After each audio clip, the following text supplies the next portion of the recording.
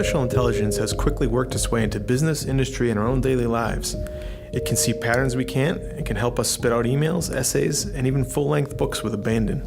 But in the rush to get answers about everything, are we bypassing a true understanding of anything? Hi, I'm Steve Foskett from the Marketing Communications Division at Worcester Polytechnic Institute, that's WPI. This podcast brings you news and expertise from our classrooms and labs. Rich Lopez, Assistant Professor of Psychology and Neuroscience at WPI, is our guest on today's episode, and he isn't here to tell you to cancel your ChatGPT account or unplug your Alexa. In a recent essay he penned for the Templeton Foundation, Lopez, a social neuroscientist who focuses his research on emotions and mental health, made the case that we should approach AI as cautious adopters, while at the same time adding more enriching human interaction to our lives. Today, we're going to talk about why he thinks key components of what makes us human are too important to be left to a large language model. Thank you for joining us today, Rich. It's great to have you on the podcast. Very glad to be here. Thank you, Steve. What essential human needs are we in danger of bypassing when we use AI tools? As human beings, when we process anything, when we're thinking about something, reflecting on something, or even interacting with another human being, we need time to process and to unpack what's happening. And that pace of how we engage with information or even interact with someone, that pace has to be honored because it's how we evolved as a species and how our brains function, of just taking a beat, taking some time. And sometimes we need a lot of time. Sometimes we need hours or days to really properly reflect on something, or if we're learning new material, we can't accelerate that process because it is just not consistent with how we have evolved cognitively. And even though ChatGPT and other tools like it are really stunning in their speed, how quickly they can present information and how we can further interact with it and have a whole series of queries and interactions with AI tools, it's not consistent with how we're wired psychologically to really digest and chew on information. One of the main selling points is the speed, but that's also one of the main drawbacks. Yes. For us as humans. Yes, I agree. And I think just knowing that and going into a chat session with ChatGPT or Gemini or whatever tool you're using, knowing that about us and knowing that that's how we're wired as humans, I think can really help us, even as we interact with something that can turn around information so quickly and faster than our brains could ever process it. Now, there are two things that you talk about in the essay that I thought were really interesting and may resonate with a lot of people. The liking gap and the pleasure of finding things out. Can you talk a little bit about where those two concepts come from and why they're relevant in the context of AI? Well, the late famous physicist Richard Feynman would share in various interviews, and I'm thinking one interview in particular, just the process of discovery and coming to know about something, and not just know that something's true, but knowing how it works, how it functions in relation to other things. And he used the phrase, the pleasure of finding things out. And that's kind of similar to what I was speaking about earlier with respect to the process by which we come to grapple with things in the world and learn new information, integrate that new information. And we want to ideally respect that process of how we can find something out. So there's not just the gratification of getting to that point of knowledge where now you know something you didn't really understand well before, but the emotional experience of moving through uncertainty, pushing your skill set in a new way, whatever it looks like, there is a real psychological kind of unfolding of gaining new information and insight, but also the experience of acquiring that information. And there's just no way from a pure temporal perspective that we can replicate that or recover that if we're interacting with AI tools that are spitting information back to us within seconds. There's just it's not physically possible to have that experience. Is that what you meant when you were writing about answers without understanding? Yes. So even in the classroom context, when I teach students here at WPI, many times, and I understand this full well, many times students will want to go to ChatGPT or another tool and begin to dig into a particular topic. And it could be a great starting place, but there's no substitute for sometimes months or years-long study of a topic. And even the way graduate programs are set up or PhD programs are set up. In order to really understand a topic in a nuanced, deep way, you need time, and there's no way around that. You need time, and you need things to be awkward. You need failure. You need confusion. Yes. Talk a little bit about why it might be a hard sell to somebody to say, well, why would I want to go through all that? Yes, and I think that ties in with another human need, that the way that we grow as human beings is we have to face challenges in order to become more resilient and to grow beyond what we were before. And I would argue that kind of the negative things, the things that we're uncomfortable with respect to confusion, frustration, not understanding something, that we absolutely need to experience that, because how else can we push through to the other side? Anything worth doing or worth understanding, especially if it's something complicated or hard, those emotions, those experiences are part of the deal. And with AI, if we're just trying to get an information dump, the knowledge isn't going to be gained, and then we're not going to grow in ways that we arguably need to grow, or grow in ways that are most beneficial to us. Because if anyone looks back on their life, if you've lived any number of years, I mean, yeah, in the moment, if we're going through a struggle or we're trying to understand something, it's not pleasant, but that wasn't the end point.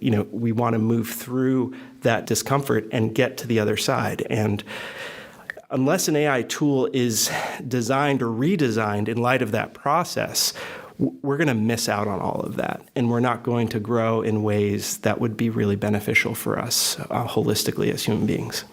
So sometimes things just have to be messy.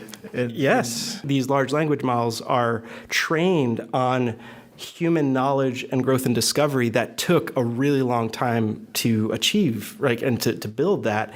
And we're not doing our predecessors justice with respect to previous scientists or other people who help create and generate knowledge. We're not doing that justice if we encapsulate something down into a summary, because you lose the nuance. You have no access to the process that people experienced and engaged in to get to that point. And I'm not opposed to students or scholars or really anybody to use these powerful AI tools, but we have to realize what are we trying to get out of them, and is it just this transactional type of dynamic where I want this bit of information and you can deliver it back to me, rather than having a relational dynamic, which I think is best achieved with other human beings.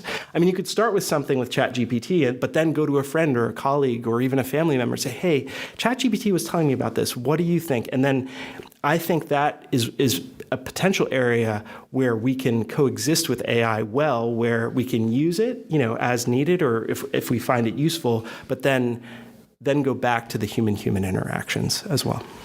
And those human interactions, interestingly, you write about in the essay something about the liking gap.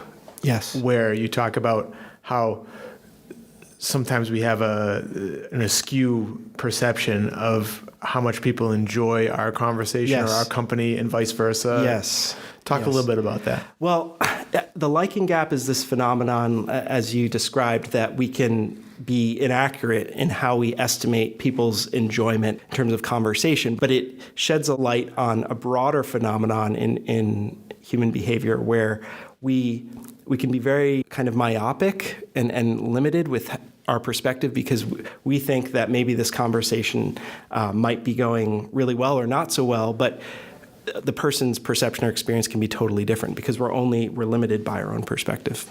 You point out how AI can bypass crucial processes of how we understand things.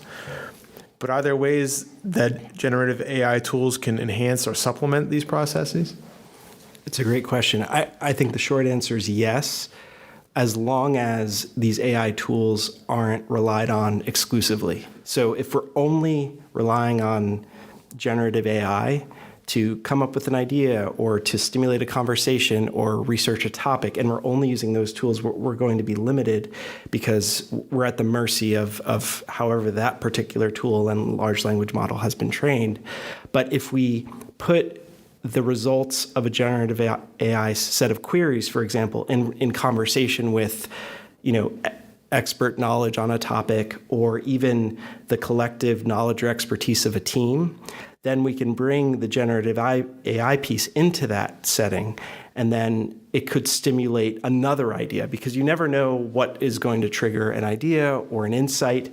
So I'm not opposed at all to people using these Gen AI tools, but as long as they're integrating that into a broader kind of process of either understanding something or coming up with a solution, and that we use other tools as well. So you'd have the generative AI tools giving you sort of the technical horsepower, but you'd still be able to get good practice at those human interaction tools, working in teams, bouncing ideas off one another, that kind of thing. And in that way, too, there's no substitute for a team, say, if we're talking about team-based settings, and even here at WPI, which is very much about project-based learning, where students work in teams, is that there's no substitute for a team wrestling with a problem. And yes, like they may bring some things into their conversations and interactions that maybe they got an idea from ChatGPT, but then because they're still working together and it's that human-human interaction, then maybe if they hadn't had that initial insight from ChatGPT, they themselves wouldn't have reached the next insight. So it could be generative in that way, in multiple stages. But the actual insight is generated by the humans. But the pre-insight, if I could call it that, was provided by an AI agent. At WPI, AI has become quite a big part of what we do here. We've been in data science for decades. We're teaching it, we're using it, we're researching it. It could potentially be solving problems out there in healthcare, in education. It seems like what you're saying here is not that this isn't such a good idea, but that just you're encouraging people to just take a minute and understand what's going on beneath the surface. Yes. We are moving so quickly through our day-to-day lives and through our schedules, through our routines. And if we can get people to inject a pause before they just fire up ChatGPT, before they go on Instagram, before they book the next thing on their calendar, because we feel this pressure to produce, to be busy, to be occupied in all these sorts of ways, right? But we aren't taking moments of reflection. Say, well, why am I really doing this? What purpose does it serve? And I think anyone can relate to that. I see it certainly among students on campus, but I see it in myself. I see it in colleagues. I see it everywhere where the pace of modern life, I don't know if it's totally sustainable, given how human beings evolved over many thousands of years and how our brains evolved in a very different context than the context in which we find ourselves now. So it's that pace, it's that the franticness that we are leading our lives. And with generative AI, that's just another way that feeds kind of our modern pace. And it seems like you talked a little bit about the notion of time, where we don't have enough time, things are so busy, but yet we spend so much time with these AI chatbots on Instagram, on TikTok. Right. there's a little bit of a conflict there. You're trying to save time, but you're spending time. I think you talked about a little bit, calling it a displacement. Right. And I think that's a pretty compelling argument where, the issue with technology, whether it be social media, AI, what have you, is that, we do find time for it. And in some cases, we might spend too much time using these different tools. But at the end of the day, it's like, whatever we choose to do, we could be doing something else. And that's another part of the article that I spoke to this, where it's important to remember that as human beings, we have to remember the things that really nourish us and really promote our well-being. And what those things look like are usually face-to-face interactions and human connection. And then also being outside, not being indoors and with technology for untold hours. And also, again, just self-reflection and being able to be a reflective person consistently in how we approach our life, the values we have, the goals we have, and making sure we create space where we're not doing anything, whether it be work or using technology, and we just have time for ourselves to be with our own thoughts, because so many things are competing for our attention and our time. What about AI do you feel holds promise? And what about AI are you most fearful of? So AI can help us accelerate certain processes with respect to large-scale problems, whether it be climate change or developing new drug therapies, or even more seemingly trivial things like planning a children's birthday party, where there are certain tasks that we can offload to AI. And then as far as my greatest fear of fears is related to AI, I think it has to do with an over-reliance and thinking that we can get all that we need from just using this technology and not thinking more broadly about human connection and human interaction. Those are muscles that need to be exercised on a regular basis. Yes, with fellow human beings. Rich Lopez is an assistant professor of psychology and neuroscience at WPI. Thank you so much for sharing your perspective with us today. You're welcome. I really enjoyed this conversation. You can check out the latest WPI news on Spotify, Apple Podcasts, and YouTube podcasts. You can also ask Alexa to open WPI. Thanks for listening.